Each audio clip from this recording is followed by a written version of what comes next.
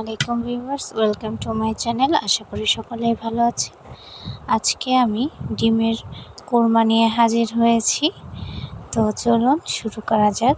আমি কিভাবে সহজ পদ্ধতিতে ডিমের কোরমাটা রান্না করি। প্রথমে আমি ডিমগুলোকে হালকা লবণ দিয়ে ভেজে নিলাম।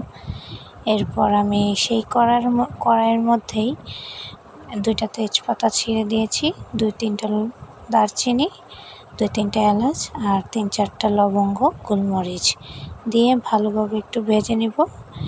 এরপর আমি ব্লেন্ডারে ব্লেন্ড করে নিয়েছি পেঁয়াজ আর 2-3টা কাঁচামরিচ।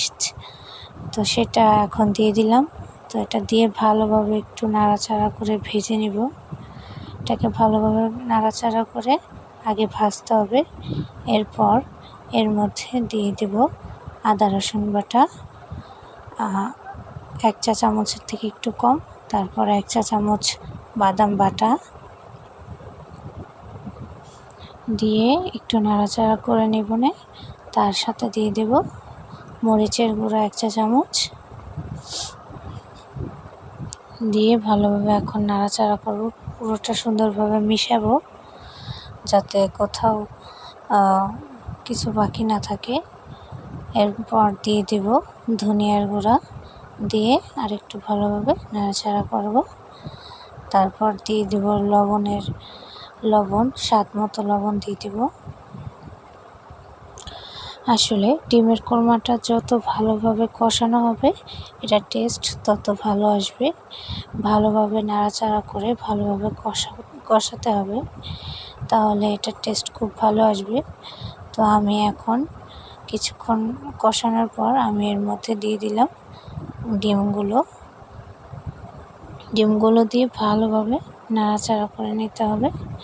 ভালোভাবে কিছুক্ষণ নাড়াচাড়া করার পর এর মধ্যে আমি দিয়ে দিব কেউ লিকুইড দুধও দিতে পারে, কেউ গুঁড়া দুধও দিতে পারে। আমার বাসায় লিকুইড দুধ ছিল না, তাই আমি 1 প্যাকেট গুঁড়া দুধ ভালোভাবে গুলিয়ে দিয়ে দিলাম 1 গ্লাস পানির সাথে।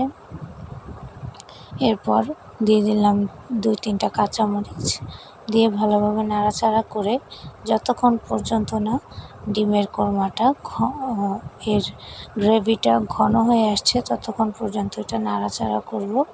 কিছুক্ষণ পর ভালোভাবে নাড়াচাড়া করতে হবে কিছুক্ষণ পর যতক্ষণ পর্যন্ত না এর ঝোলটা একদম একটু ঘন হয়ে আসছে।